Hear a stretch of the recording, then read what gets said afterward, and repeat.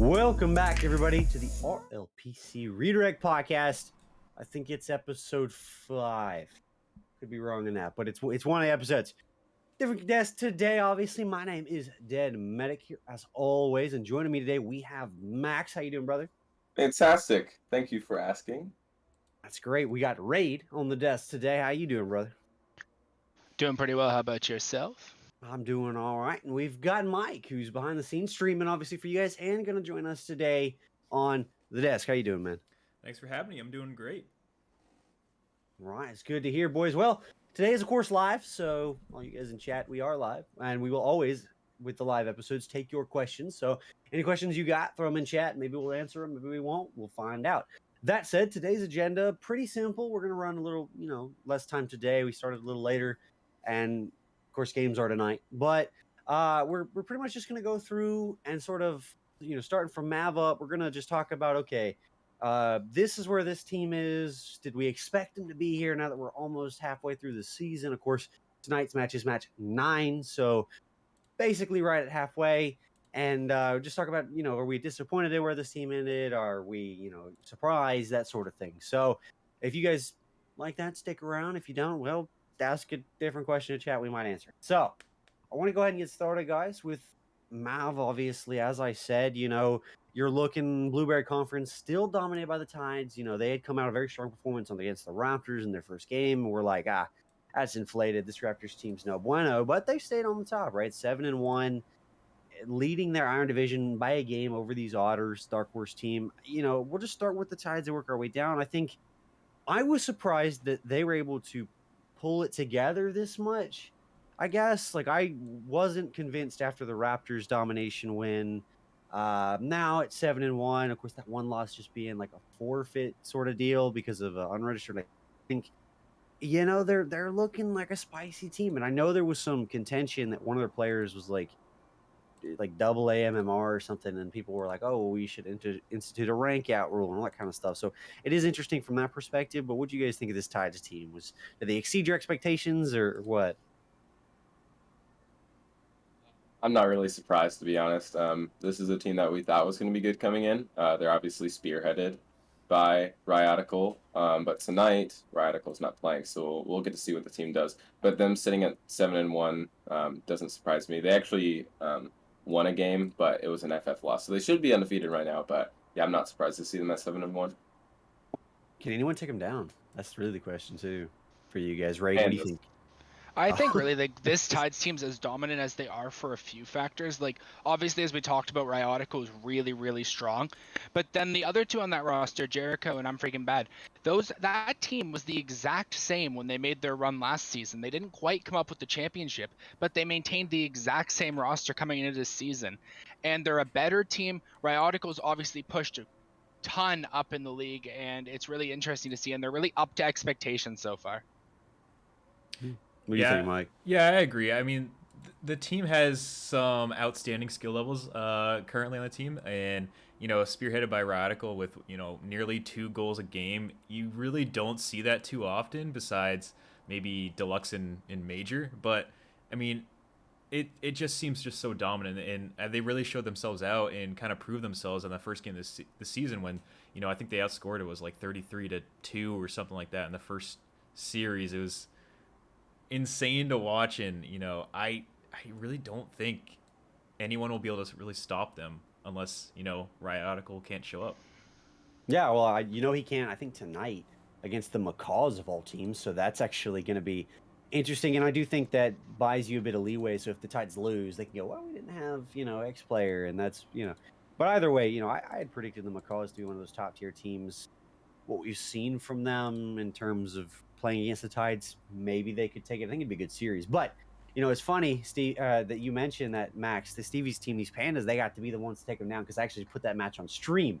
So if you guys are interested, can the Pandas do it? On Friday at 9 p.m. Eastern, Tides v Pandas will be on stream here at the RLPC. So tune on in and watch that one. So let's just go ahead and, go down and actually, I'm just going to open the floor. I want to, because I want this to be fun and, just sort of off the cuff. So, Raid, let's start with you. What other team, catches your interest, whether it's good or bad, for hearing Maverick? I thought, like, from when I've obviously watched a lot of my Otters matches as a GM, and I really thought the Pandas caught my attention.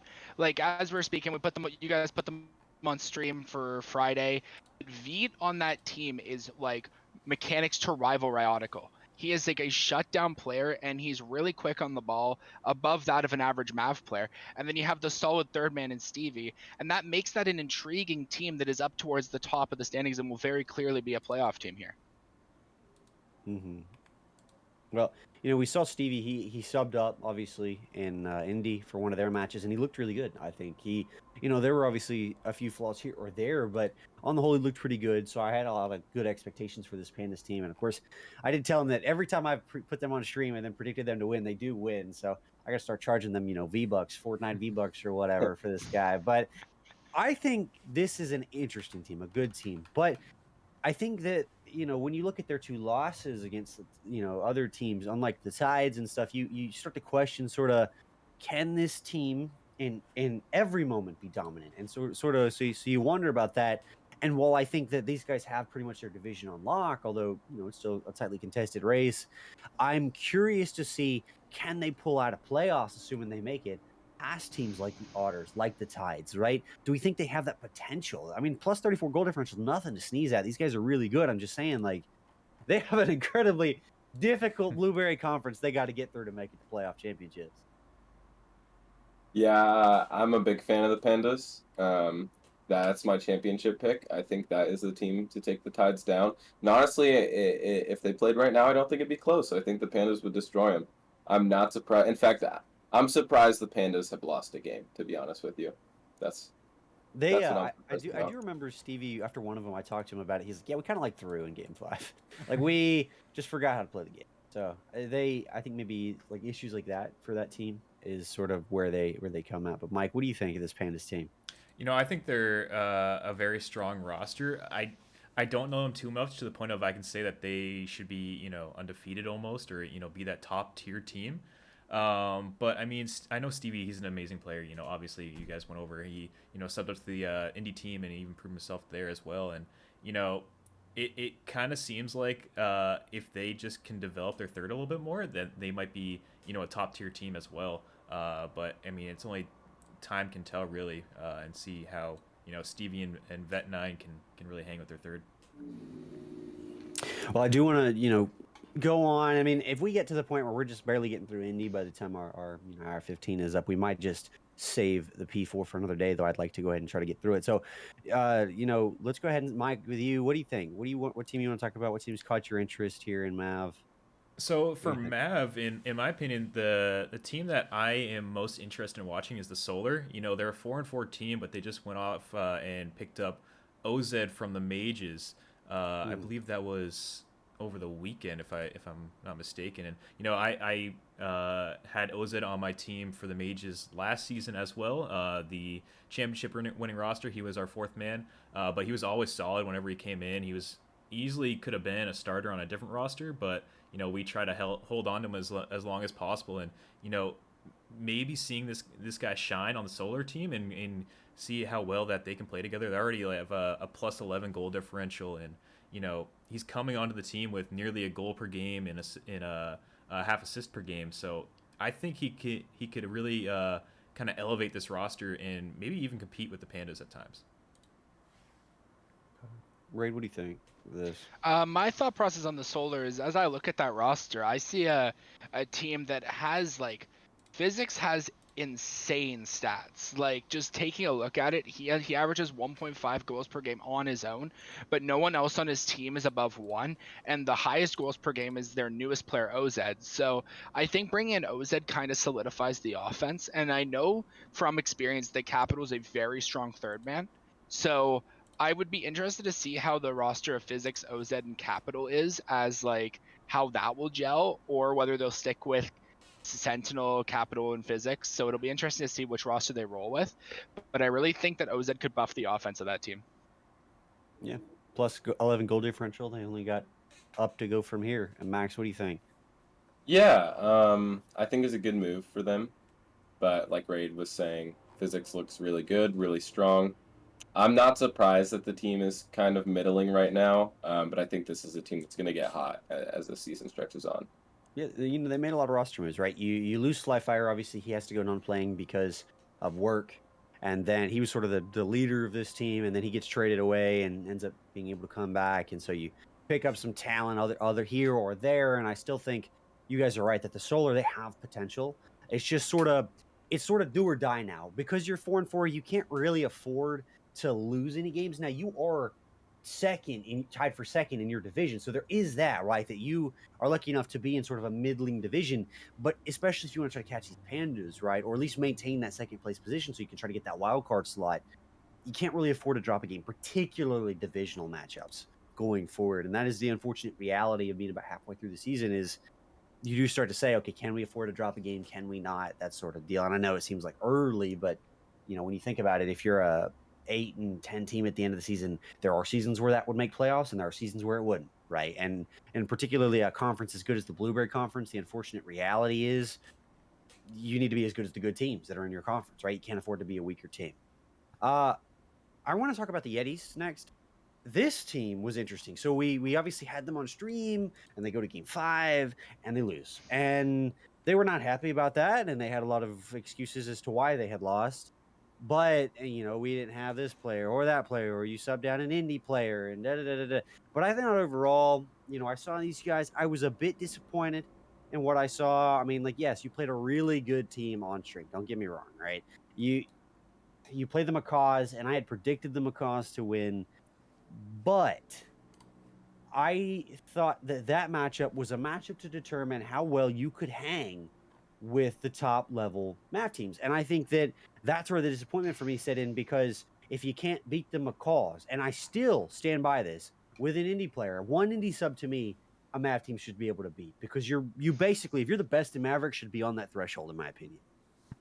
You can't beat the Macaws. How are you going to beat the Tides, who are arguably better than the Macaws? You can go back and forth on that. Tonight's matchup might answer a lot of those questions.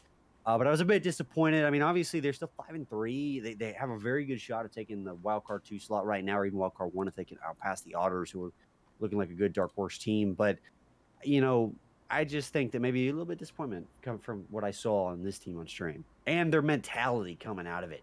They couldn't just be like, it was a good game. You guys played well, and so did we, and we just came out and it was like, no. I got to have the excuse of why we lost. And I think that, to me, signals the kind of players that are harder. It's harder for them to get better, because you always got a reason why you lost, but never a reason why you didn't win, if that makes sense. No, I get you. And in my opinion, yeah, if you got to have a good mentality if you actually want to be a championship roster. If someone's getting in your head, not even halfway through the season, then in my opinion, that the roster has a high potential of falling apart in the long run, because you lose another game, a big game like that, and you're going to start putting blame on other people, not just outside factors, and that is not going to be what they're going to want to do, especially when they're competing for the Iron Division. All have 3 teams that are the top 3 teams in that entire division, basically, besides the Pandas, and they're going to be battling nonstop for that last wild card spot throughout this entire season, and they need to keep that mentality of we need to win now, we need to keep going. And if they can't do that right now, then I struggle to see it happening in the future. Mm-hmm.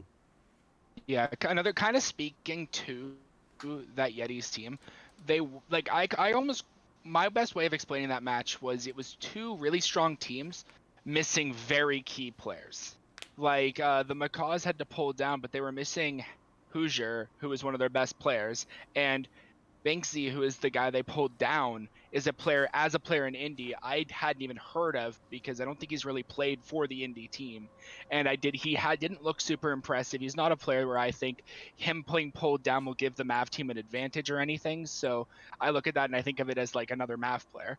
And on the contrary, the Yetis, they're a team, they were missing Genius. And in my opinion, Genius is one of the best MAV players. Mm-hmm. Super mechanical, super consistent, a super key player to that team, and he was missing, which, yes, that sucks, but I still really disagree with the mentality piece for those teams. But I really think seeing both those teams with their top rosters against each other would be a completely different game and Mm-hmm. more reflective of what those teams are in the season. Mm. Yeah, On the topic of Yetis, I'm surprised to see them at 5-3. I thought they were going to be a championship contender, and it doesn't really look like they are right now, especially with that mentality. I don't think you're competing for a championship if you continue with the track you're on. So yeah, I'm surprised to see them so low at 5-3. Yeah. But, it's kind of maybe the curse of the Yetis. Last season, we thought the same thing, right? Yetis top tier team, and then by about the middle to the end of the season, they fizzled out. And now, of course, I'm not suggesting that these Yetis are going to fizzle out for that same reason. I'm just saying it might be the curse of the Yetis team. They're so close, but just not quite there yet as a team or something. But Max, what team do you want to talk about next? And I can just tell by our pacing, today is probably going to be Maverick and Indy, and then obviously on Thursday when we record again, we probably will talk about the rest of P4 in the same scenario, just to give you guys a heads up, because we'd have to run a little bit shorter today, obviously, with games. Just so though that will happen, and we'll have the whole. I don't like to divide the viewership, but it's better than just like, oh yeah, Terry's are good, let's move on, and then whatever. So just as a forewarning, heads up to all the viewers. But Max, what do you think? Who do you want to talk about next? Same division. Let's go with the captains. I'm surprised to see them low, but obviously it's a tough division. I think the Tides, Otters, Yetis captains are all top 8 teams, and they're packed into one division. So it sucks that one of the teams that should make it to the playoffs isn't going to. But I think that the captains are going to be one of the teams to make the playoffs. At the current rate, I think the captains are going to overtake the Yetis and have the Yetis miss the playoffs. But the captains are a surprising team to me to see a little middling. I thought they were going to be above average, almost guaranteed playoffs. I think they're disappointing in the sense that we had said in the beginning, preseason, that this would probably be like the top team in their division. But I don't think we understood then was just how tough this division is. Of course, Otters surprising us, I think, in a lot of ways. Of course, I voted for them a lot, but I still think they surprised us at 6-2, right? So from that sense, that's disappointing. But I think you're 4-4 in not arguably the best division in Maverick right now. I mean, and you're still 4-4. You're not a feeder team, as we did lose Raid here for a second. His internet just decided to die. LSM's under tornado warning, so apparently nature hates our podcast, everybody, ladies and gentlemen. But so I think in that sense, you're doing incredible, right? You're 4-4. You're not 2-6. And then if you were 2-6, you'd be almost done, especially in this conference. But now you still leave the door open. The problem is going to be, of course, when you have to come back through for these divisional matchups, and you're like, oh, well, I got to play the Tides again, and I got to play the Otters again, and I got to play the Yetis again, and that's going to be tough for these guys. But again, credit to them. You're good enough that you're still 4-4 in the best uncontested Maverick League, or Maverick Division, excuse me, that there exists right now. And I think that you're right. They still have that potential. You're only a game behind the Yetis. You're tied with the second place team of the other division, the Steel Division in the Blueberry Conference. You are by far, by far out of this.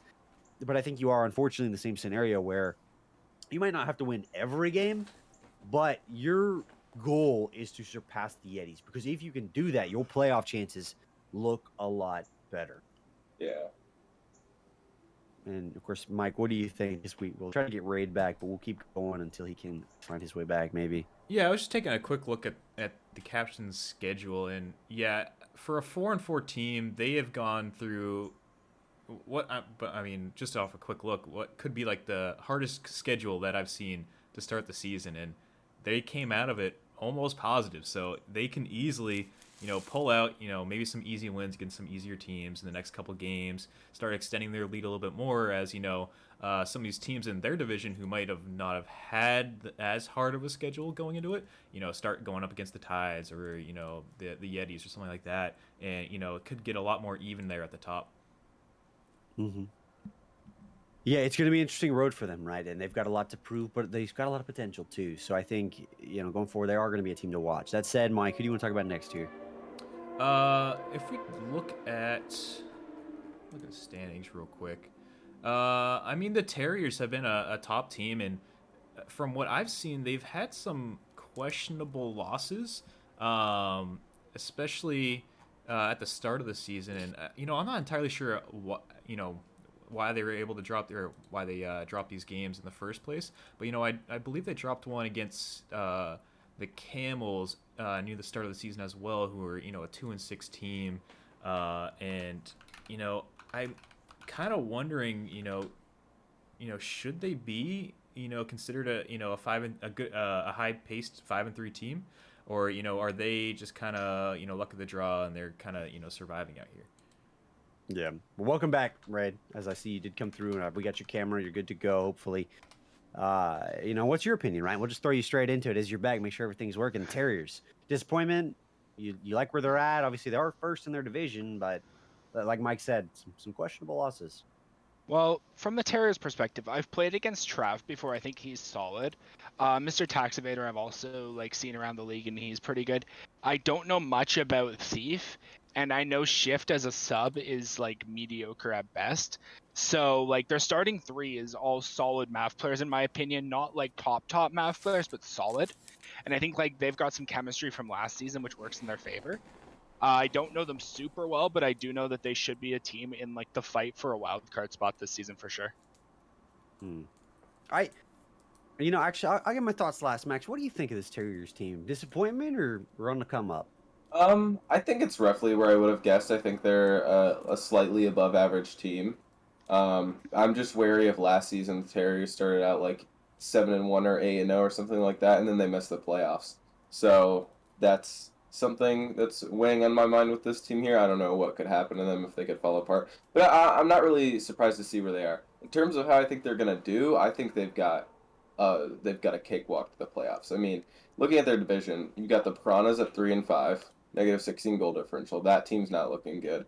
Zebras 0-8. They haven't won a series yet. Negative 41 goal differential. And then the Jackrabbits are a team that I don't know how is 4-4 with a negative 19 goal differential. So the Terriers, I think, have a cakewalk to the playoffs because their division is just that bad. In fact, the entire Apricot Conference just is free. Yeah, I think you're guaranteed right now. If especially if we were to do it now, you're guaranteed semifinals for your conference. 100%, you're going to go against the Macaws, and the Macaws will probably win that matchup. I think I'm a bit disappointed. As Mike had pointed out, there were some really bad losses that this team suffered. Macaws, you could say the same thing. Well, they lost against the Raptors, but then they brought it back, right? Terriers 5-3. Okay, you're leading your Titanium division. That's good, right? And I think again, you're sort of on lock, like you said, to go to playoffs. That whole conference is big, sad, right? But I mean, you have a whole division of which 3 teams are 2-6. That means they can't even beat each other consistently. That's rough. But you talk about this team in the grand scheme of this, right? What were you gonna do if you put the Terriers against a Yetis team or an Otters team? And I think the answer to that is they're probably gonna fail at the current moment because 2, you have to think about. You play your conference a lot and your division a lot throughout the season. But if all you're playing is mid to low tier teams, then you just ain't going to be ready especially if you end up dropping games. So you get used to that play style, right? And then you face a team like the Tides or the Otters and you're like, what just happened? What? This is not what I've been playing all season. And I think that's a struggle. Credit to them. You don't hear much about this team. They're not really the most active in chats or anything. But I think that on the grand scheme for me, from what we thought in preseason and what we saw from this team to start out, a bit disappointing because you thought they had maybe more potential. They do have a plus 20 goal differential, so you're not out of the hunt, and you do pick up Shift recently. So you're still looking okay, but I think that I won't be sold that this team has even a chance against the Macaws until they can beat somebody of really good worth, right? Or even two teams of good worth. And I just don't know if that's going to happen, right? And so we're gonna have to find out. But you are basically guaranteed for your playoffs, just about especially with the loss totals that you've got in this conference right now, but. Raid, who do you want to talk about next here? We only talked about the captains when you died, so any other team, you're good to go. Oh, you talked about the captains when I was gone. Okay. I think we can talk a little bit about the Macaws because I know we've mentioned them a little bit, but what I've seen with the Macaws is I see a very strong 1-2 punch with Hoosier and Havoc, but then there isn't really a super strong third. I think they kind of rotate Merc and Ledux, and they don't really I don't really see a solid third to really take that team from being really good to being fantastic. And it'll be interesting to see how their consistency continues into leading into playoffs as they go against the top teams. Well, that's interesting because when they got into that argument with the Yetis team, I believe they went into chat and were like, yeah, Merc is one of our best players. And nobody seemed to believe that, especially if you're rotating them through. And so I didn't quite understand where this team was going with that. But still, I think, they're 7-1. I mean, they're a good team. I predicted them to win on stream and they did.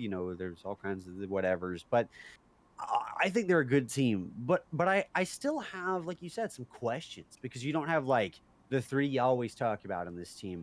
And I have some questions of, do they have a good leader on their team? When they get to these big matchups, are they going to be able to stick it out? Well, yeah, they beat the Yetis. But in my opinion, that Yetis matchup is difficult to rate because you didn't have your two best, in the sense that, like, could we say that translates to I can keep up with the Otters or the Tides? I don't really know. So, credit to them. They're obviously almost guaranteed for playoffs, I think now. They're doing well, and they've got a pretty mid-tier to easy regular, rest of the season. But uh, so I think that this team, as long as they're scrimming and they figure some of that behind the scenes stuff out, I truly think this is like a championship finals contender team right now. Max or Mike, what do you guys think? I mean, yeah, I agree. I mean, let's look at the fact that it's math too. Like, everyone's going to be inconsistent. Every team's going to have a bad day. So when you're looking at the Macaws, they're 7-1 right now. They are certainly capable of beating the Tides. The Tides aren't unbeatable. Almost any team in Mav can beat any other team on any given day. So it's really about what team shows up. And I'm not surprised at all to see the Macaws doing this well. I thought they were going to be a really good team. I think Havoc is kind of the rock of that team, and that's something I expected coming in this season. So I'm not surprised by the Macaws. Mm-hmm. What do you think, Mike? Yeah, I'm not surprised about that either, honestly. I know that, Macaws have been a top team for the past 3 seasons, I feel like. And, Teammade's always great at, building some strong rosters. And, they were the favorites going into the championship last season. And now that they have, Sure Havoc coming from their indie team, I believe, down to their Maverick team, I think if he can step up a little bit more, the Macaws could easily be, shooting for the championship if they have a good day. Mm-hmm. I think you're right in the sense that he's got to step up because I don't think Radical is unbeatable in the Tides. I think, a lot of people are stuck behind, well, he's got such a high MMR. So, I mean, even if he has a AA or whatever MMR, what does that mean as a player? Well, it either means he's good at mechanics, but still ain't good enough in rotations to be higher, or he is very good in rotations and on a team, but maybe his mechanics aren't fully there. Now, from what I understand, he's a very good mechanical player. So I would give the same advice that I gave for Slice. Get in his face, demo him. Don't let him have space. Take his boost, right? That solid team play will beat that 100% of the time, especially if you start demoing him or just make his life miserable, make him upset, tilt him off the face of the earth, right? That kind of stuff is how you beat players like that. If a team is, a one-man show. Now, the Tides are not a one-man show, don't get me wrong, and that's where that struggle is going to come in, but I think like a solid rotational team might be able to take it to them. And I do think the Macaws have that potential, maybe a few other teams. I do want to speed this up a little bit here because, even if we're just going to do the two lower, if we can't get to any of the P4, although I want to maybe shoot for single A at least, maybe higher, we're going to speed this up a little. So the other team, though, that I wanted to give their due and their credit and their in-depth is the Otters. And, I wanted to just – they're 6-2. They were my dark horse team coming in. I voted them almost every game day, I think. They have proven themselves to be a really good sleeper pick team. Obviously, Ray, this is your team, so you can talk about them a little more. But I think they're doing really good. I think in any other division, they'd obviously be the top of their division. And I think they have a really good shot at when you get to playoff potential. If we were to, do it today, I think that this could be one of those teams that you go, well, I didn't expect them to win, but they went all the way. And I think that they certainly have that potential. And they still sort of feel like a sleeper team in a lot of ways. Like a lot of people don't necessarily talk about these guys. They just say, yeah, they're a decent team. Yeah, I honestly don't know too much about the Otters, but I know we have an expert on that entire org raid here. Yeah, absolutely. So going into depth, one of the things that really made my org kind of unpredictable is Lankies, who is our captain and on this team, he was away for the first 4 games of the season, and we were kind of jumping through subs. We started with Dethanian, that didn't work. We traded Dethanian for Oinko, that also didn't work, and now we have Flyfire, so we've been kind of jumping through that sub role. And then just recently, Lankies came back, and my team's really formed into being more of a consistent team. And we were positive before he came back, and we're even better now. And I really think the 1-2 punch offensively of Summit and Lankies is really what really pushes my team to be a contender here. Whereas Nate is the more defensive player who doesn't really put up the offense, but really is a defensive rock in rotation. And these guys also played together all of last season for me. They were a mediocre team then, but we also had a lot of player issues last season as well. So this is really them at their full potential with 9 games to go and a very positive record. Max, what do you think? Yeah, I agree. I'm not surprised to see them be good. They were an inconsistent team last season, but we saw a lot of good flashes. And this roster looks good. I mean, in a Mav that I think isn't where it was last season, a roughly average team is going to be really good in the current Mav that we have. So I'm not surprised to see them doing well at 6-2. I do think though that this team, I have a lot of questions. This is the team, of course, that gets the win over Tides, but that was obviously the forfeit. And so you look at, well, who have they beaten of worth? I think is where you need to consider. And I'm looking through their schedule right now, and they've dropped a lot of the games that I would say they really should win. Of course, they lose the head-to-head v Yetis, so that's bad. If the Yetis are able to tie them, they obviously will take the better seed in the Blue Red Conference because they have the head-to-head. You lose versus the Pandas. Now, that was a close series, and Pandas are very good. But, again, sort of a mid to high-tier team that you're looking at, like, you really would want to beat these guys for playoff potential. Now, you have a very free next few weeks, right? You have Raptors, Solar will be a difficult one, but Hornets, Terriers, Captains. It's not free in the sense that you're not facing like the mages every match, but you do face the Raptors, but it's still like a mid tier. So the unfortunate part for them is then the end of their season gets rough. You play the Macaws, then you play the Tides, then you play the Yetis, right? I mean, you have to try to figure out a way to get enough wins before that happens, that in case you lose those 3 matchups, which in their current form might be likely, that you build some kind of buffer in case you lose all 3 or you tilt or whatever, because you're really only going to have one salvageable game towards the end. That'll be Jackrabbits, because then you play the Captains at the very end. They could still be a good team, as we talked about. So I think quality of wins are sort of where I wonder about this team, and I worry a little bit. But I think that overall, you're looking okay as a team. So, it's going to be a team to watch. I think they're a good team, but I think they need to win those what I call proving matches going forward to say that we are not only a good team, we are like a playoff finals contender team. But all right, well, so we'll speed this up a little. So I want to talk about the Hornets and the Samurai as a group whole right now. Hornets 4-4, same sort of boat as the Captains, although I think we expected less from them than maybe we did the Captains coming into the season. They're still obviously not out of this because they're in a weaker division. I mean, you're going to have to try to beat the Solar and the Panda. Is going to be them. That's going to be difficult.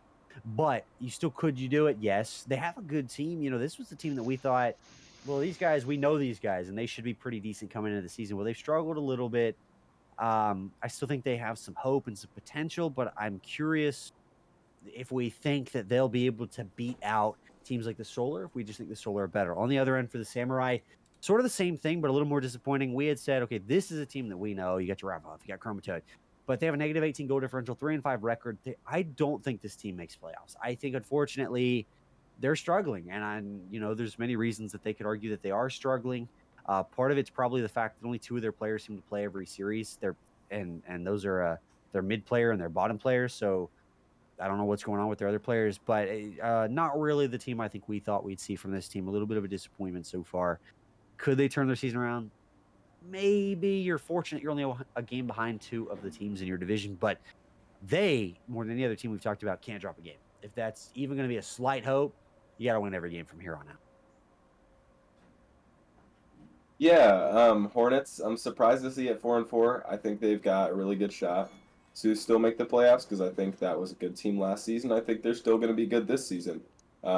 they just have had a fairly tough schedule to start off. Then the Samurai, I'm kind of surprised to see them not doing well. I thought they were going to be an above-average team this season, but I mean, just looking at how difficult that conference is, not surprised to see them below 500.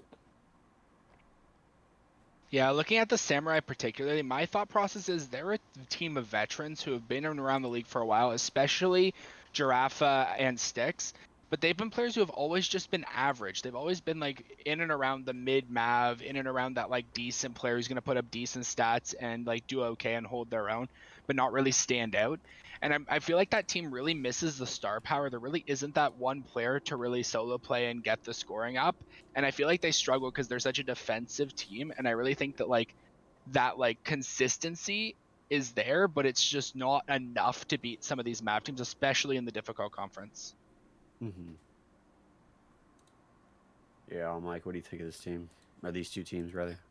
So, I mean, the Blueberry Conference it's going to be insanely hard to crack open a playoff spot, and I think the Samurai have a long ways ahead, and it's going to be very difficult for them to get into contention there. You know, they're only one game out technically, but like they've lost too many out of conference games that to teams that they probably should have beaten, and you know they've already gone up against some of the top teams as well, and they weren't really able to hang with them either. So I think it just might be a little too late for them to start coming back into things. And the Hornets, I think they might have a chance of battling it out and possibly working their way up to that second wild card spot. But I mean, it's just insanely difficult in the Blueberry Conference to really get anything done, mainly because of that very strong Iron Division. Yeah, and it's also just like you mentioned. I mean, if you're in MAV multiple seasons, there's only so much better that you can get. I think, right? Obviously, maybe you're not putting a lot of time in the game. You got family, you got life. That's perfectly understandable. But I do think then that it makes a lot of sense why you're right. Like you lose to the mages, and you take the Otters to 5, but you lose that. So that's a mental boom. And then you lose to the mages, and that's a boom. And so they've just been sort of getting pelted right now with unfortunate losses, and I think maybe that's starting to wear on their mental. And for the Hornets, I think they have the potential, and I think what they really need to happen is Solar to fall apart, to not be the team we think they are. But just on a pure stat basis, the Solar would take my vote in terms of taking second in the wild card slot. Going to the other side really quick. So we talked about the Terriers. Let's talk about the Jackrabbits, Piranhas, and the Zebras. So starting off, Jackrabbits. Like you said before, 4-4. Maybe we had thought we'd see more from them. Maybe we didn't. I really think this is where we thought they might be. They're okay. They're 4-4. They still have an opportunity to get into this, but you're 4-4 with a negative 19 goal differential. That's the problem. It's not just 4 quality losses. It's 4 bad losses and 4 struggling wins to be a negative 19. So, again, you probably will make playoffs. You have a very weak division and an incredibly weak conference, but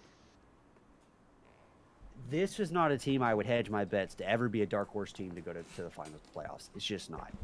Piranhas, they disappointed me a little, right? They had started the season, I think, 3-1, and we were like, oh, this team's going to be pretty good. Then they weren't. But their problem has been they have to not field their roster all the time. And that's the other thing. They're 3-5 with a negative 16 goal differential, so when they can play, they're arguably better than the Jackrabbits. But they have to keep pulling subs, and they've had to look in MAV subs, and they have to look for MAV players, and you just signed Ken Amando, and they just can't seem to field a team, and that's been their big problem, I think. They're struggling with that. Only one player has played every series for this team. That's where you struggle. And then finally, Zebras, I mean, what can you say? 0-8, nobody expected it. It's not a good team. It's a team that I don't even know what they're doing. They're obviously not making any moves. I think maybe Malum's just said good luck to you. Now, of course, he inherited this team, if I remember. No, didn't he inherit this team?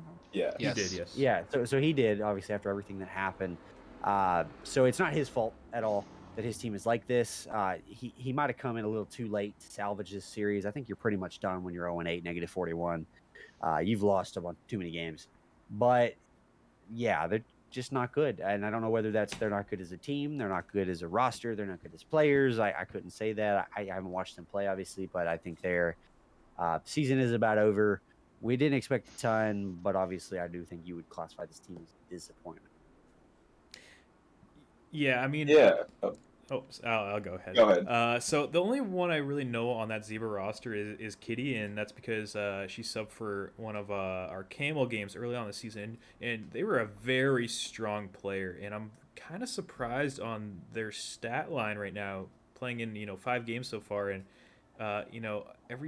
their goals per game, assists per game, and saves per game is all below average, which I don't know if that's because they've gone up against tough competition or what, but 0-8 doesn't really make too much sense for me on that roster. But I know Malum, and I know that he puts a lot of time and effort into the orgs that he GMs, and I could easily see him, possibly making some strong moves here at the trade deadline, and trying to get this team at a winning roster. And I know, definitely going into next season, if he does stay as GM, then he'll be working hard to, become championship contenders again. But I mean, just a little touch on their indie team. It's insanely difficult to, come off of what happened to them and, create any sort of winning roster, especially with that big of a, scandal, quote unquote. It's too difficult in my opinion for the Zebras, their entire org. Yeah. And if you guys are confused at home, won't go to the very specifics, but basically their GM had brought in players who were basically Smurfs not Smurfs. They were Smurfs, but they were also players that shouldn't be here and stuff like that. The GM knew it, and he gets removed from his GM-ship. They, of course, get booted out, and their teams struggle for their Rhinos team, and obviously now you're not booting anybody off the Zebras. I apologize, my phone keeps going off, but still, like, if you're not going to have good leadership to start, then this is sort of what happens. So no specifics there, but that's what we're talking about when we talk about scandal, right? Don't try to break the rules. You're always going to get found. Like, it's pretty easy. And a lot of people were like, oh well, they're snitches for reporting that. I'm like, no, they're not. Like, you're the same kind of person that's like, oh, I break the law, but who cares? Like, okay, I mean, if you don't have fun with our current rule set, doors a click away. So yeah, sorry, so back to you guys, Raid, Mac, these 3 teams. Yeah, when I looked at Sorry. when we're looking at the Zebras, I'm a little surprised. I've heard good things about Nistua. I've heard that he's very good mechanically. I've played against Drax in previous seasons, and I always thought he was decent. From what I've seen of Kitty, from like watching my team play them, she's very weak mechanically, and she kind of gets punished really when people challenge her quickly, and she's not really great at keeping possession. So she's really quickly punished, and as a result, her stat lines are kind of not really where where you'd want them to be. So I really just think that team needs to use their cap to sign a really solid third, and then they could probably win a couple games to finish out the season. Well, are you surprised on the Piranhas though? 3 and 5 at where they are? Piranhas are about what I expected. Like I looked at them and I thought they're an okay team. I was like, Trotz loves to hype up his teams, and I kind of looked at that team and thought they're okay. They're not amazing. And like I know Kenamundo was hyped up, but he hasn't even played a game yet. I've played against Mecha. I know he's solid, but like no one on that roster really stands out as being amazing, and I really think that's showing in their results. Okay. Obviously Max had to there he goes, he's back. Max, so what do you think of these 3 teams? We were talking about, are the Piranhas are surprising? Zebras obviously 0-8, Jackrabbits 4-4. I think the problem with the Jackrabbits, we haven't said a lot about them, but what are you gonna say? Like, we haven't seen much. I mentioned it earlier. I'm really surprised that this team is 4-4. I'm not gonna lie to you. Like, I think they're gonna sneak into the playoffs, kind of like how they did last season. But last season, you ain't got to sneak in this conference, dude. You walk in and daylight. I think. Well, I mean, sneak is they get lucky. Like, I think that this is a bad team, but I think they're gonna make it to the playoffs, kind of like how they did last season. Like, the Jackrabbits last season were a bad team, and my Raptors, we were like messing around the whole game, 4-1 them, easy. So I think that's what's gonna happen. I'm surprised that they're even, and I'm even more surprised that they almost have a guaranteed playoff trip. And then looking at the Piranhas, I'm really surprised to see them lower. I think they'll figure it out. There's a lot of time to turn it around because they're actually in the playoffs right now if they were to start today, which is kind of crazy for a 3-5 team with negative 16 goal differential. And then the Zebras, I don't really know a lot about the team, but like with all that's going on in the org, I'm not surprised that the org is winless at the moment. Hopefully that'll turn around. But like really, they still have a shot at making the playoffs. Like they are 2 games behind, 3 games from behind from being in a playoff position. There's plenty of time. Like the Thrashers last season were 2-8, ended up making it to the championship. So plenty of time to figure stuff out. And that's amazing that you're 0-8, but you're still like on the cusp of Yeah. being currently qualified. Now, for the Piranhas, I think the big thing is you got to field a team, right? You got to stop pulling subs. Whether that's poach a player off the Zebras who's pretty good. You guys are talking about some of these players maybe are better than the record indicates, that kind of stuff. I don't know because I know there's not a lot of Maverick movement right now with players, but because there was a lot of players too this season, I feel like more than the other that I've noticed that they lose like a big game. I want to go non-plan. I want to leave. Okay. I've never liked that mentality. I think it's a weak mentality personally. This is not reflective of the league. Again, remember, guys, the podcast is our specific viewpoints, and they are our own. But I think that that's really incredibly disappointing that you just can't hang out there and take a loss in a league that doesn't matter. So whatever. Of course, some people have had to go non-playing because of personal reasons, and that's perfectly understandable, obviously. With school coming back, and you actually have to go back now with you had the COVID lull and everything. So, all right. So, but finally, we're going to talk about this Cobalt Division so we can get into Indy really quick and get that done before we hop out of here today. And like I said, guys, the next episode, entirety of P4, we will go through it. It'll be a little bit longer episode. That's fine. I'll actually be on vacation, so I might have a really bad mic, but we'll make it work. So that said, we'll just talk about this in bulk. Camels, Mages, Raptors. Starting with Camels, big disappointment. I was one of their biggest advocates in preseason. I was like, this team has got it. They clearly don't. They're 2-6, not doing well. I know you guys are all like, nah, Camels don't have it. Well, apparently you're right. Mages, I didn't again, they were a team that preseason we thought looking pretty good. And then they get in regular season and they're like, never mind. Raptors, I actually think I'm impressed that you won 2 games. Now, you did change your roster. And they're always, in spectating, and you've got Techno in there. He's a younger individual, stuff like that. I think maybe that's where you start to wonder about these teams. Does that play a factor? That kind of stuff. Basically, for me, all 3 are disappointments for different reasons. I thought some of them would be better.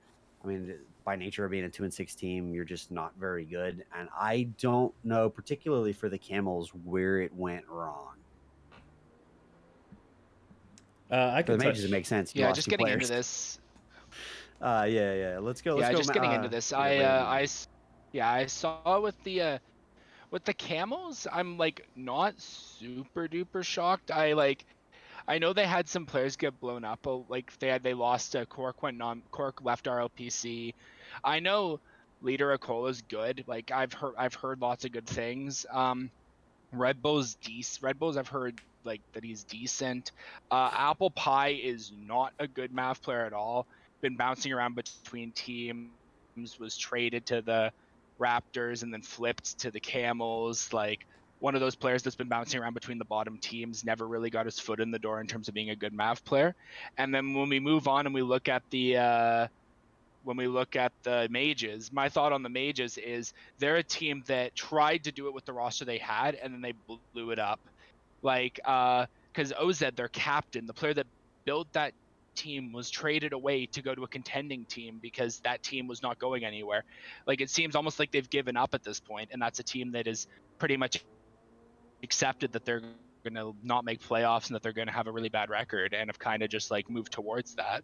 And lastly, the Raptors are a team that's actually on the up because they made a lot of moves and they're currently on it with a roster that's more successful after trading away Apple Pie and bringing in like Techno and Cola. And now they're a team that looks like they can win a couple games. I think playoffs is out of the question, but they can at least like end with more than a couple wins here. Mm-hmm. Mike, what were you saying you could touch on? Yeah. Going back to the Camels, I mean, there's been too many roster moves in my opinion for the Camels to actually, get us solidified a roster going. We had Leader Cola and Red Bull kind of play the entire season, but we had Apple Pie come in about halfway through. We traded away Deadpool RL to the Raptors, who is now arguably one of the Raptors' top players at the moment. Now that he's starting to get some games in. And then we lost our captain Cork, who was returning from last season, who ended up leaving the entire league.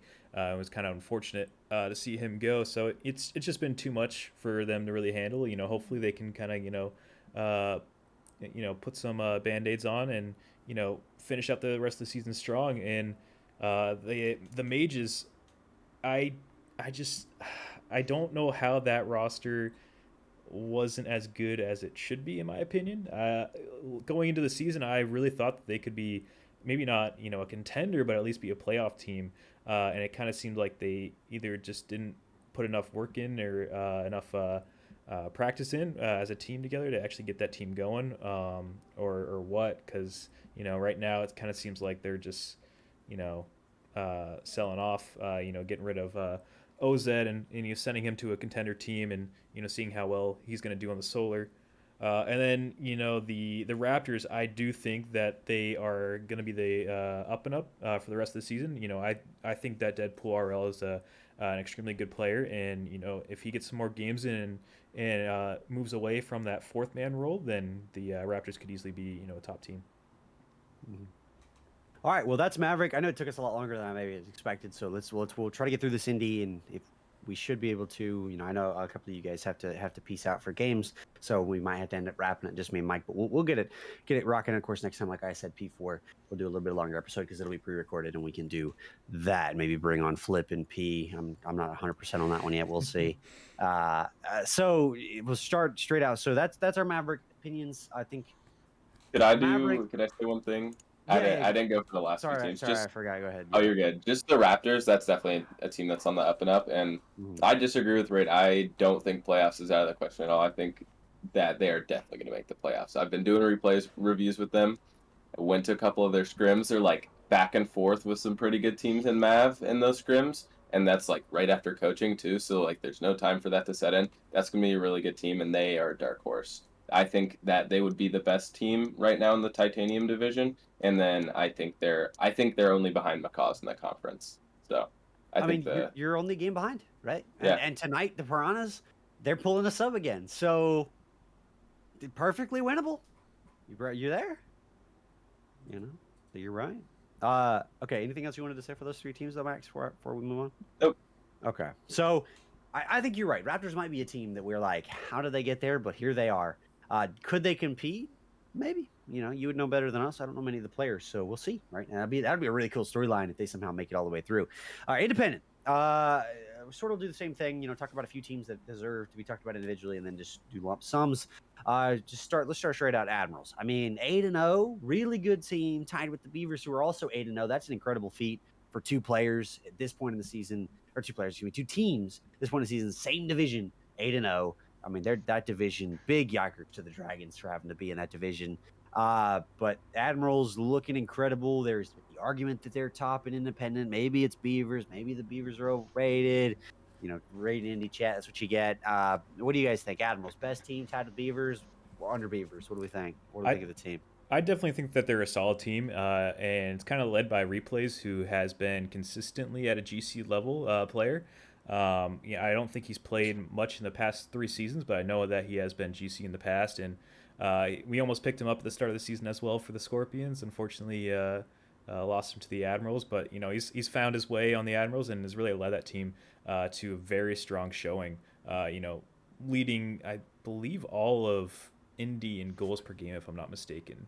And I easily could see these guys, maybe not winning the championship, but at least getting second place easily. Raid, what you think? Yeah, rivalry aside, because my team obviously has a big rivalry with these guys. I cannot deny the skill of this team. Replays is an amazing player, one of the top in all of Indy, super consistently good, super good offensive stats, and overall just the very strong offensive piece of this team. And then we got Vulcan, who's another player. Like we talked about replays as a GC. Vulcan's also hit GC, and they've really got two players in and around the single A, double A MMR, where they're able to really team together to really take this Admirals team and make them that undefeated force with a plus 60 goal differential. But the only big question mark with a team like the Admirals is that third man, because I know both Luco and Hydroxide, they're decent, but they're both only like champ 2 indie players. And they're like, the strength of that third man is really the biggest question mark on this Admiral squad. That's why they throw Vulcan in there a lot. Yeah. Max, what do you think? Yeah, I agree. Definitely, like Ray just mentioned, replays and Vulcan are the two strong pieces. And I think those two pieces are strong enough to get them a championship, but you lose a lot of that with your third. They're playing with Luco a lot, so I think there's good chemistry there. But that weak third could bring you some problems if replays doesn't show up one day or Vulcan doesn't show up one day. So, yeah, but I'm not surprised to see them 8-0. They were my preseason champ pick. Mm-hmm. It's, you know, it's not an unbeatable team like you'd think, like Panthers from Major, but it's certainly, you know, I think they have a very good case to say they're number one. And the reason I want to say that is I want to hop into the Beavers after, right? You have a plus 60 goal differential for the Admirals. When they win, which is every game, they win by a lot. A lot. They, you know, almost embarrass who they play, right? They just can't be stopped. But the Beavers, who you'd argue, okay, well, are they number one? Well, they only have a plus 30.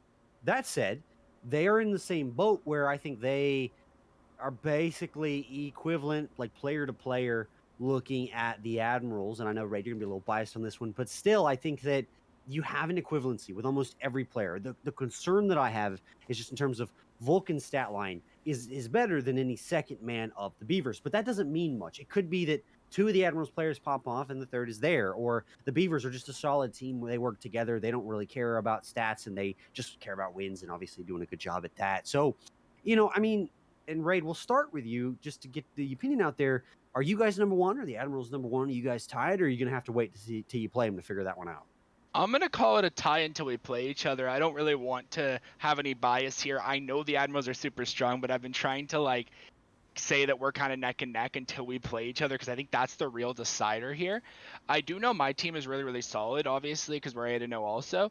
And I really think that, like, stat lines aside, I've really worked really hard on the chemistry with my team. Myself, Frequent, and Teletubby are really strong together. We've been practicing and playing a lot together. We're being coached constantly. Like, we're working really hard to really get that chemistry up, and really, like, we're a team that plays smart instead of purely stat-wise. So really, it'll be interesting to see how we do against a very high-flying Admirals team. Mm-hmm. Mike, what do you think of this Beavers team versus the Admirals team, or the Beavers team on their own? Again, still an incredible team. 8-0 is no small feat, especially in the division that they're in. So what do you think?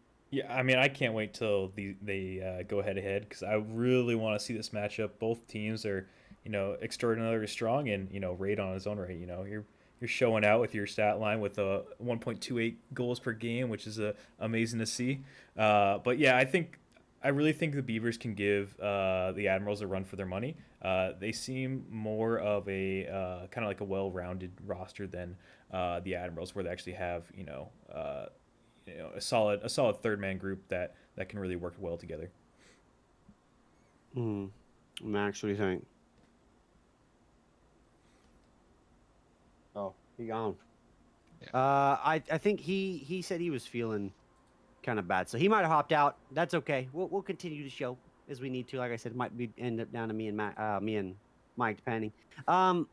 Yeah. So again, thanks for coming through, Max. This is going to be an incredible matchup, and I was actually trying to look really quick at when you guys play each other to see what I can do by getting that on stream, because I love I love good stream games. I've been having some issues getting some teams to commit, especially teams that I want sort of to play. But you know, I try to do my best for you guys. For anybody watching though, that if you have any ideas, you really like the stream matches so far, or you're like he actually doesn't know what we want to watch, and we would watch this one a lot more, other than just being Max's internet died. Okay, just being like, my team is number one, put us on there, we're the Heat best, or whatever. I think that let us know. We obviously love for you guys to interact with us, because you guys are the best source to know what you guys want. So Let us know if you've been liking them. You haven't. We obviously did the graphics changes. We got some more coming, but yeah. So you guys play. Okay, you play far enough out. The 31st or the first. I actually think I have that slotted already, but I'll see what I can do. No, I don't. So I might put you guys on the first, and we'll get to see that matchup. Either way, let's go ahead and move on here. So I'm just sort of going through for time's sake. Wildcats, right? 7-1. We thought this team would be good coming through out of preseason. They still are good. Obviously, once again, we're talking about a very weak conference only because of what happened to the Rhinos. Wolves, I mean, we'll get to them, but Rhinos had to forfeit all their wins as part of the sort of settlement there. But still, 7-1, doing good, looking good as a team. We thought they'd be good, plus 28 goal differential. They're what I like to call a good team, a solid team, but I don't know if they're a great team, right? I think they're right at Beavers level, but are they at Admirals level? I don't know. What do you guys think? Well, looking at this Wildcats team, I can't help but think that they're really, really strong. When I've scrimmed against them, their rotation's really, really good. I know Waff's really, really good, and he's obviously the captain and kind of the carry of that squad. But Will and Legion rotate really well around him, and they're just a really smart rotational team. And I think that it'll be hard to judge who's ahead of who until we clash. And my team I know hasn't had a chance to play the Wildcats yet, but it's gonna come up really, really soon. And the big question mark is Hitshot, because I know Hitshot was on vacation for the first half of this season, but since when he's come back for one game, but do you keep him in, or do you run with the roster that's played the first half of the season and is 7-1? That'll be a big question mark, and it'll really decide how this team will do for the remainder of the season. Yeah, I think he's got to prove himself, right? Will Eat for Food would be the one, in my opinion, you would sit if you didn't. Only because his stat line, even after one game, Dr. Shots is better. Now, one game can be inflated, but still, I think maybe you get some of that roster competition, which is great for a team, right? You got to prove yourself. You got to stay in the hunt. But, Mike, what do you think of this Wildcats team?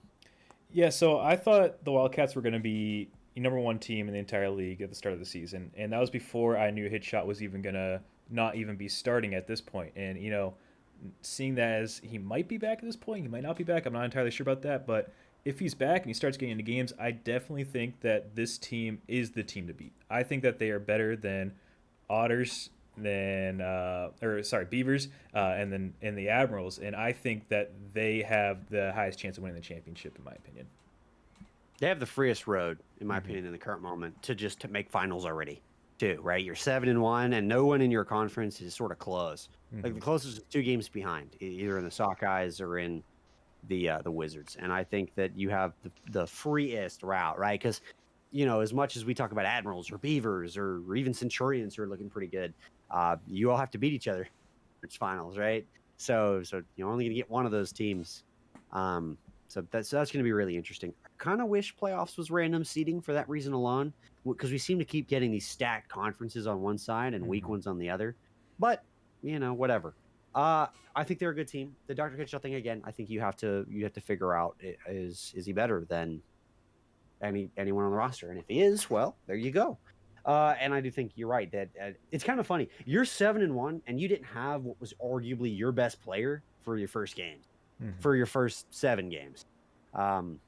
So this team is a scary team, certainly one to watch. That said, let's go ahead and talk about the Centurions next. As I mentioned, 6-2. They have an incredibly difficult division. Their division is popping off. But 6-2. We had him on stream. They looked pretty good. Bard's team, he was down on himself in the early season. He's like, I don't know, we're whatever. Certainly doing well. They've taken some quality wins. They look like a good team. But in you guys' opinion, are they good enough right now in their current form to beat like an Admirals or Beavers for a conference final? I'd call them solid. I'd say they're not a team that is like top, but they're definitely that next tier below the top teams. And I really think that like the trio of Bard, Doc, and Buntum has some serious chemistry, and they're a very good rotational team, and they're very solid all around. But I don't really think they have the star power to compete with my team or the Admirals. And it'll be interesting to see what'll happen, because their like first 8 games, they haven't really had a chance to play too many of the top teams yet. And my team hasn't played them. I'm Not entirely sure if the Admirals have, but it'll be interesting in the second half how their stat line progresses, because they do have two teams right on their tail in that division. Mm-hmm. And then, Mike, same to you. I mean, you only have a +1 goal differential. That's not 100% encouraging when you're 6-2. When you want to place teams like the Beavers, who are +30 with 8-0, or +60 Admirals 8-0. What do you think of this team? I think they're definitely a very solid team. I just don't think they have the 4-player roster that they need. This is the only team that beat the Smurf team. The actual Rhinos roster before they had to forfeit all their games, and they beat them twice. They beat them once during the season and then once in scrims. And one time, was with only one of their band players now, and then in their scrim, it was both players that showed up, and they still beat them. I believe it was like a 3-0 or a 3-1 as well.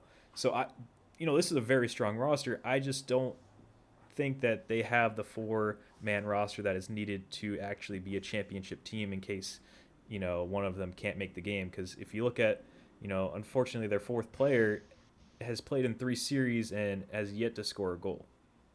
Mm-hmm. Yeah, that's no buen. That's no buen. Plus, you look at their stats just on that basis alone. There's nobody on that team that says to me, this is their leader, this is their rock, this is the guy that pops off for them, right? They play together as a team, they're okay, but who's going to carry them to that dub over replays? Can't really see anyone on that team doing that, right? At least in the current form. So that does concern me. You're right. That's just sad, though. You're smurfing on the Rhinos, and you can't even beat the Centurions. That's sad. I'm just going to put that out there. Okay. So, yeah. Like, maybe you were boosted. You're like one of my ranked teammates. All right. Talk about the Wizards, and then we'll sort of group again. We get towards the end of time here. 5-3. Now, they're in a weaker division, only 5-3. Toucans are a little disappointing. I know if Titan were here, he'd be crying into his sleeves. But still, I mean, you're 5-3 plus 18 goal differential. I actually think this team has more hope than like a Centurions would of beating a top tier team. Maybe that like Spice Knight. But I don't think this is a solid like team that's going to go all the way 100% confirmed. I think they have that potential. They just haven't quite figured out how to fully utilize it yet, but they're getting there.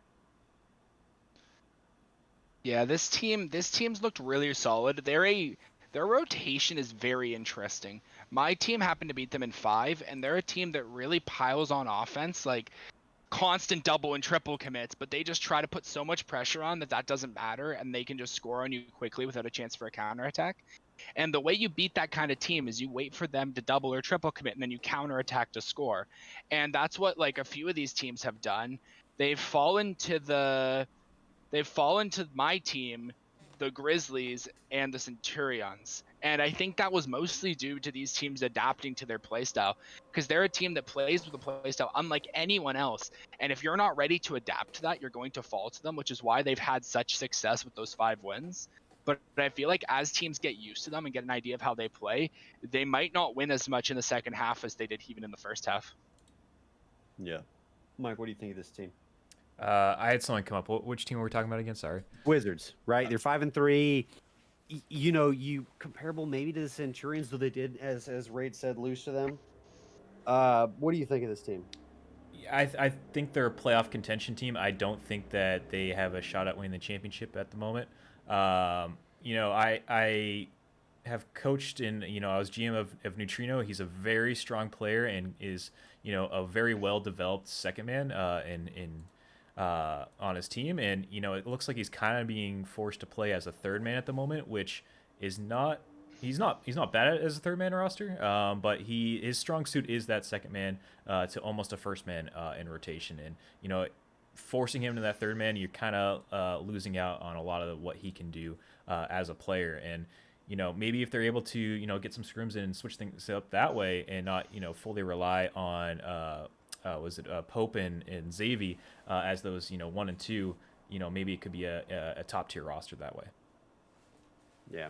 Not to see. They have some things they got to fix if they want to really, they're going to probably get to playoffs, but are they going to move far? That is going to be a question only they can answer. Okay, so let's start, wrapping this a little bit. So we'll just start at the top here. The Cyclones and the Dragons. Dragons 1-7, big disappointment. I thought this team would be better. The Cyclones 3-5. We had said actually coming into the season we didn't know about this team. We didn't have a ton of hopes. I think that's about confirmed. 3-5, -7 goal differential. They hang in there, and you have Unique Octane, which we thought might be the catalyst for them to be okay. But I think overall Cyclones are a big disappointment. What we thought they would be from the preseason. Dragons, I mean, we talked about Catalista way back in the day getting picked up for this team. We thought it'd be good, but I mean, 1-7, -52. This roster probably should have been blown up, and they should have figured something out for this team because, oof. And you don't even have a fourth, so big oof. Yeah, just start kind of going into this. I have some experience. I've chatted with Kanga a bit about his Dragons roster, and it seems to him at this point that he's kind of given up on it. He's focused basically all his energy on the Yetis and making them a contending team for winning the championship in MAV, but he's kind of given up on the Dragons. The Dragons were a team that was built mostly in the draft with AKXR and Catalista, but they really cannot get any offense going. -52 goal differential and nobody above a .63 goals per game. They just cannot score, and they're so defensive that the second you get a few goals past them, as I can speak from experience, they can't score back. So you're not going to win a game you can't score. And despite some decent defensive stats, they just aren't really able to get anything going. And on the contrary, I'm talking with the Cyclones, they're just a team that has not had a good third. DK and Octane are good, but Muffin Dealer's really just not a good starter. I consider him more of a sub. And there really hasn't been that third piece to make that team more than just mediocre. And they were struggling to field rosters there for a bit with DK unable to make a good first couple of the games. He's only played 2 series so far. And as a result, they fell a bit. And now they're winning a couple games, but will they be able to push it back? That's a question mark. Well, their GM's the 4th guy on that team, Arcane Assassin, and he ain't played a single series. What does that say to you about this team, especially if you're struggling to field players? That he just went playing because he could not find a good fourth to fit in that roster. So he's like, I'm going to come in and I'm going to try to make this a winning team. Or at least play, so I don't have to forfeit games. Yeah.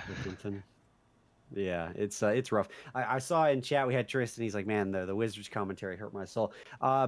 Well, I did neutrino the solid here. You guys are on stream actually this week, so you want to change? We still think you're a good team. We think you have potential, but if you really want to change your mind, go beat the Admirals tomorrow on stream at 10 o'clock. Yeah, everybody interested in watching? That's going to be on there. And I think that should be a decent match, and I think it's a good test of where are the Wizards in their current headspace. But Mike, back to you for the Cyclones and the Dragons. What do you think? I mean, a -52 goal differential is not something you hope for, and if they can't get their offense going, and it's already almost halfway through the season, it's not looking like they're really going to have much of a chance of getting back into the swing of things for the rest of the season, and unfortunately. And the Cyclones, they have a very hard conference, or division, sorry. They have a very hard division and conference, actually, that they have to play the Admirals and the Beavers twice, who are 2 top 3, top 4 teams in the entire league. It's going to be too difficult, in my opinion, for them to find a playoff spot, no matter how good they are, just because of, that 1-2 punch of the Admirals and Beavers. Yeah, it's just rough. I mean, good division.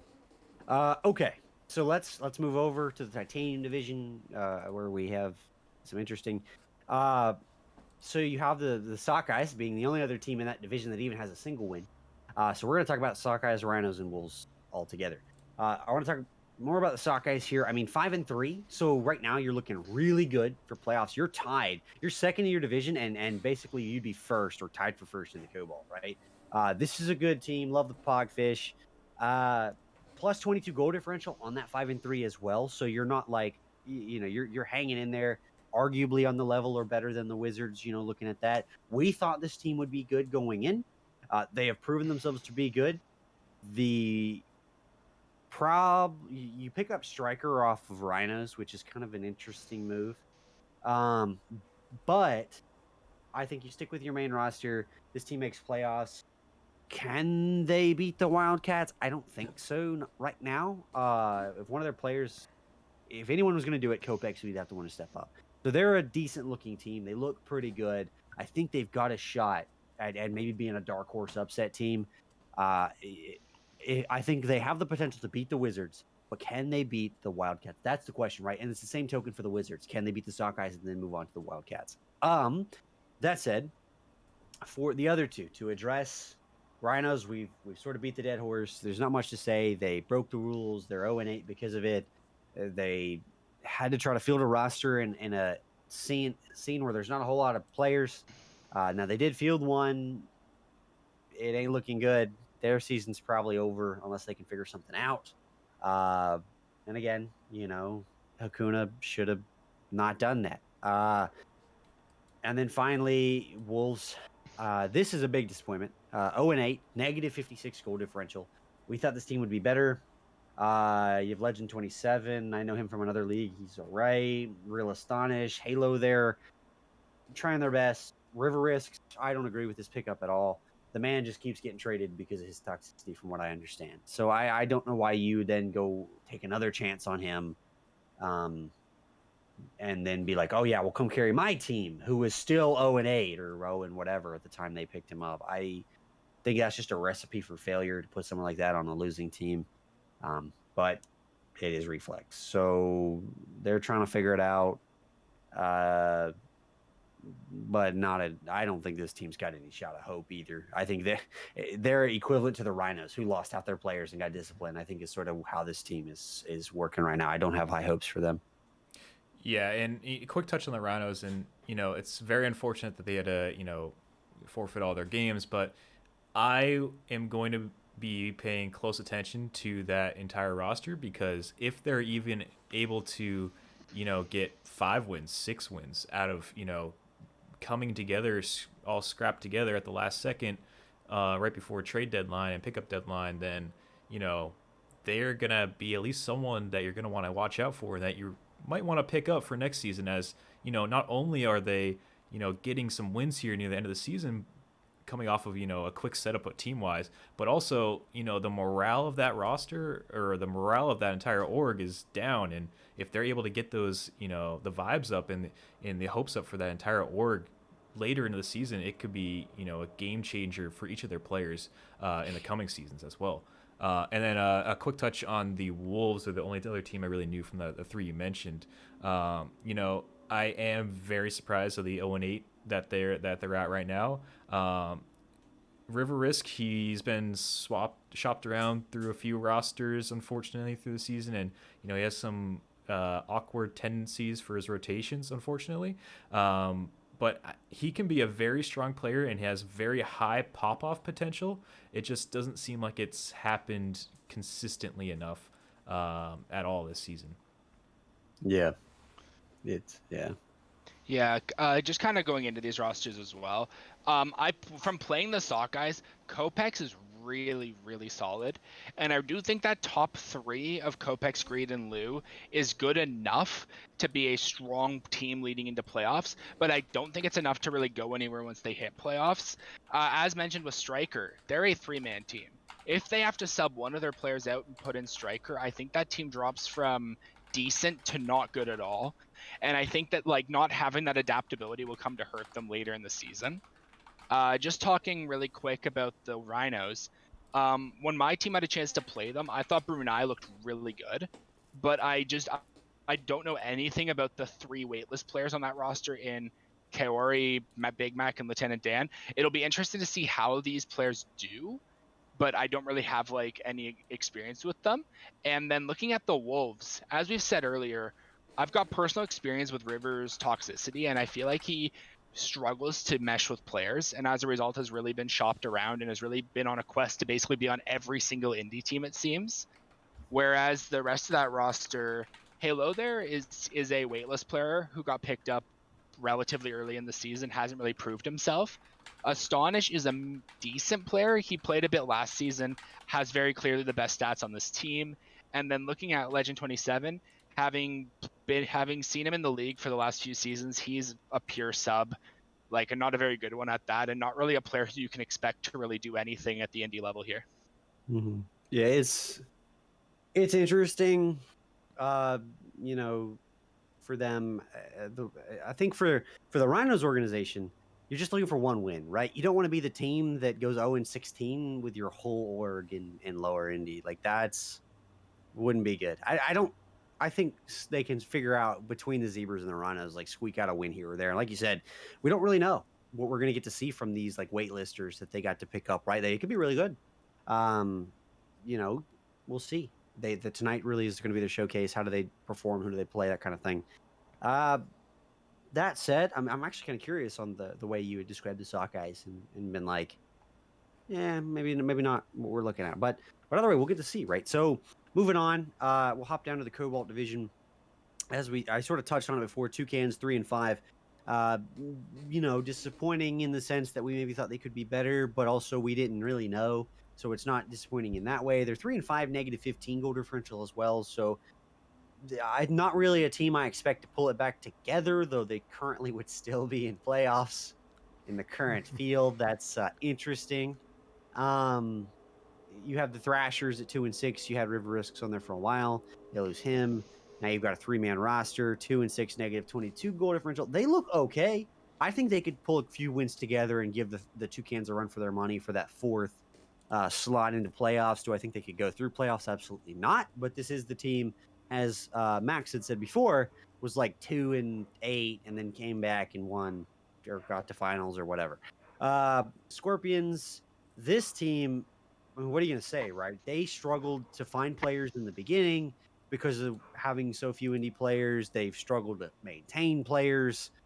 2-6, -25 goal differential. They don't have a fourth. Their stats ain't looking good. I think they could pick up 1 or 2 wins and still be in the talk for, and that's just the talk for their divisional wild card slot. Are they a team that I expect to go very far though? Not really. Just based on their stats and stuff like that. And again, you know, it's unfortunate, especially with, we did have a lot of indie players because we didn't have many that were like, I'm out, see you later. Okay. So it's rough for them, but sort of a tale of not greats for these 3 teams. But still holding playoff contention. So what can you do? Very surprisingly that they hold playoff contention, but I guess that's thanking their lucky stars that what happened to the Rhinos. But yeah, the Scorpions, there was just so much roster changes, just like the Camels. You know, it was a struggle finding some solid players for the roster. And you know, at the start of the season, me and Mar were very happy with how our roster was looking. But then we let the Cap move up to Single A, and Happy had to miss a few games at the start of the season as well due to his work schedule. And then we've had, you know, one guy go non-playing, a couple guys come and go, and you know, it's been rough in all of Indian Mav, and I feel like a lot of teams have felt that. You know, trying to find some solid players that will hang on and, you know, make it through the entire season. Yeah, hot breaking news really quick, just so you know, since we were talking about it a second ago. Rhinos declare a forfeit loss today with the Yellow Jackets. Oh. So they have a team of waitlisters who apparently could not show. Wow. So they might be the very first org to have any wins across their teams. We'll find out. Continue. Sorry about that. I just wanted to hot break and fresh off the presses news. Yep. No worries. Toucans, I do think that they have a high chance of, you know, squeaking out this second wild card spot, but looking at the roster, I really don't see, you know, that high-powered player that can really catapult that team to actually being contenders inside of the playoffs. But I do think that they will pull out that second wild card spot.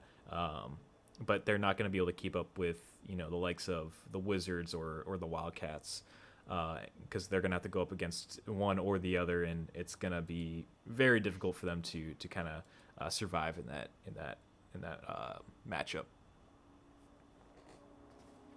What do you think, Ray, out of these 3? Yeah, I think Toucans, as was spoken there, they've got like a number of players you'd consider decent, but no real star power. Seems like everyone's been playing. They've been okay.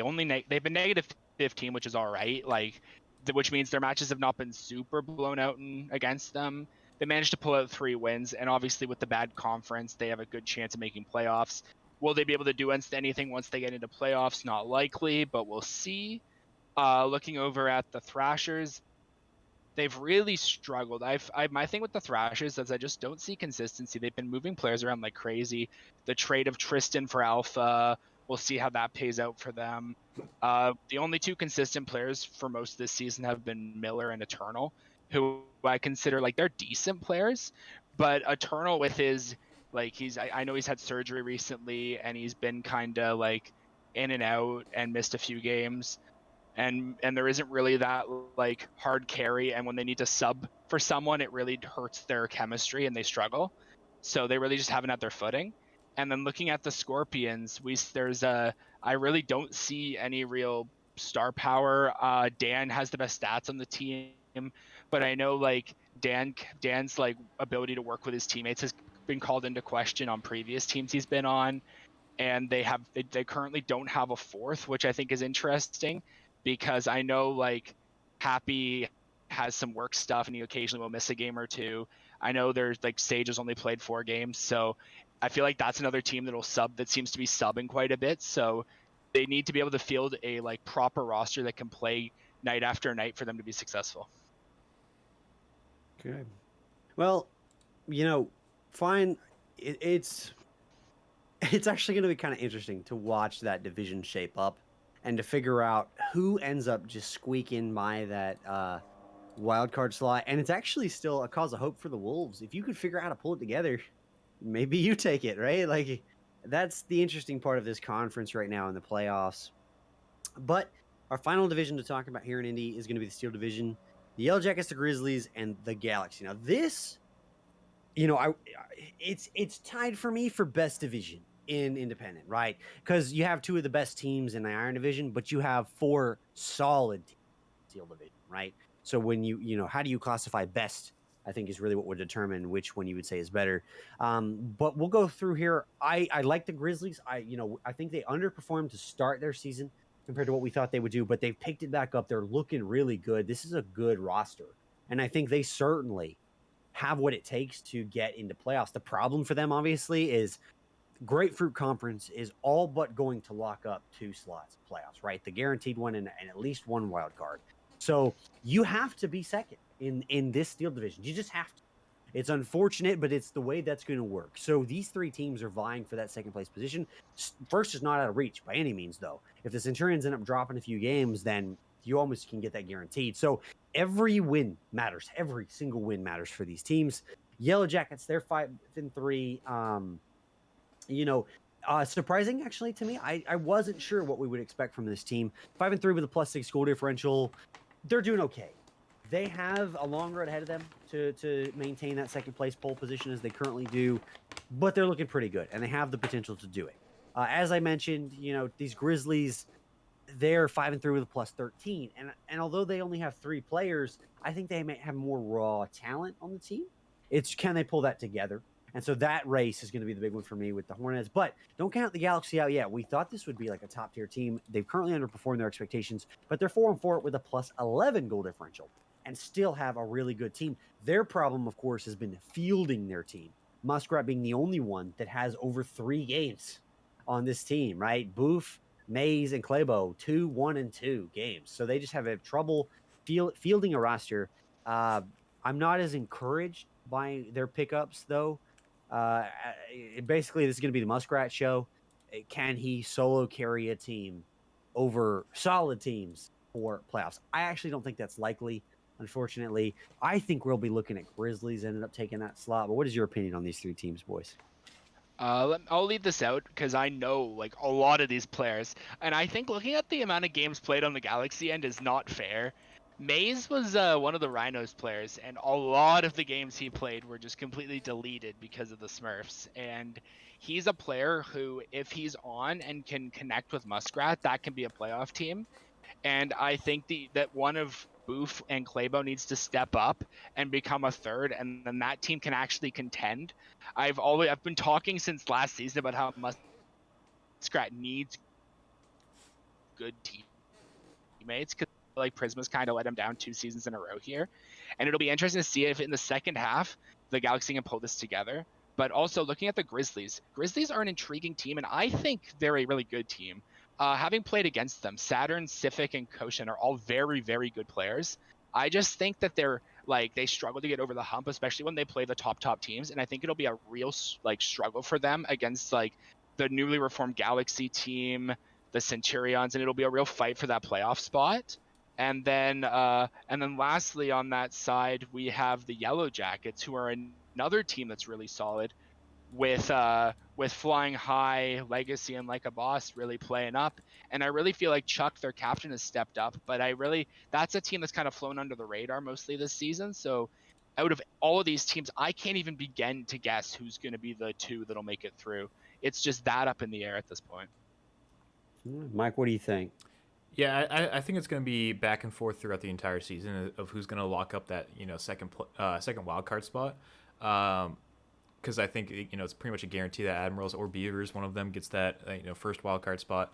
And I like how the Galaxy are making their switches now, or at least 3 games ago, and they're trying to get on the early grind of, okay, this team was middling, if not out of playoff contention. Let's make a complete switch. Keep our top player of Muskrat, who has some amazing stats with the 1.4 goals per game average, and they pick up Mays, who I believe he did pretty well on the Rhino roster.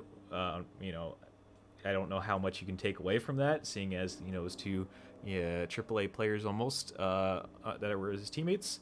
But I really do think that this roster could be the team that will lock up that second wildcard spot. They look very strong with that new reformed roster here that I believe they finalized that last Tuesday. So they really haven't had too many games here to really prove themselves and really gotten comfortable with each other rotationally wise. And then if we look at the Grizzlies, I think that this could also be a very strong roster and will be contending with the Galaxy on that second wildcard spot. I know Saturn is a very good player. He's been GC in the past. He has been back and forth on how much he's been playing recently. But I think that he can definitely pop off here in the second half of the season and really take control of this roster and lead it to contention on that wildcard spot. I do think, though, that because, of facts like that, how much are these guys going to play? Maybe they do need to go ahead and just solidify a fourth. Just go ahead and lock that sub in for the team. But that said, guys, those are our sort of where we're at with these two. Of course, we will do P4 on Thursday. Maybe we can get that episode out for you guys over the weekend, a little special. We'll see. Maybe do another live ep next week. We'll have to find out. I have to talk to my editor on that. But there's one thing I want to do before we go, guys, really quick. This has been requested of us, so we'll do it as we go through here. I want and we'll start with Maverick. I want your team that's going to win that you think would currently, if you had to put money on it, who's going to win the championship? Your dark horse team that could win it, could pull a surprising thing through playoffs and make it there and win it, and then your worst team that the one that's going to end the worst in these. And let's start with Maverick. Let's start with you, Raid. Give me your 3. I'm going to surprise absolutely nobody. I think favorite is the Tides. The dark horse is my team, the Otters, and then the team that's gonna be the worst is very clearly the Zebras. Okay. All right, Mike, what do you think? I'm gonna have to agree with your number 1 and your dead last. It's gonna be Tides number 1, Zebras as the worst, and then I'm gonna have to go with the dark horse of being I lost this roster. Where is it? The Yetis. I think the Yetis can come out here and kind of come away with it. Okay. All right, y'all ready for this? Here we go. Pandas number 1. My dark horse team is. Can you call the Tides a dark horse? No. But I don't think the Otters actually have what it takes to get there, although I keep believing in them, and I hope they do.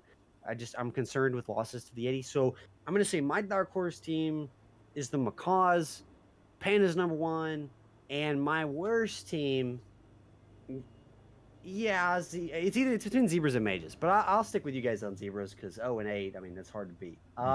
Okay, let's go to Indy. let's do this a little bit reverse. Mike, we're going to start with you. Give me your 3. For Indy, 100%, it's going to be the Wildcats, number 1. I feel like they have the most solidified roster and a 4-man roster to go ahead with it, and I think that they are easily number 1 in my opinion. My dark horse will have to be. I mean, I'd put one of these 8-0 teams as my dark horse, but I just like you with the Tides, I don't think it's really fair to put them in that situation.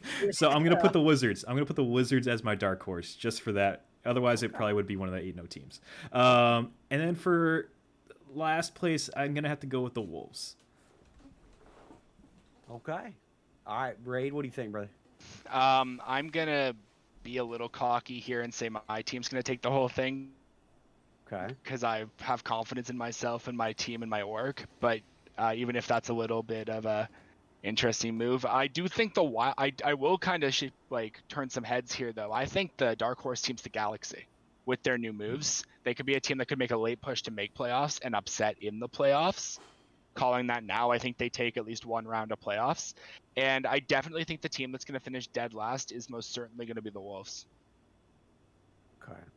This is a difficult one for me because I actually agree with the Wildcats. The problem is Admirals are going to apparently lose replays this week. So there's a big chance for the Beavers to jump them. But I have always been a fan of if your team is undefeated but loses towards the end of the season, it gives you more motivation to get better. You're not just coasting in the playoffs and then you lose first round. So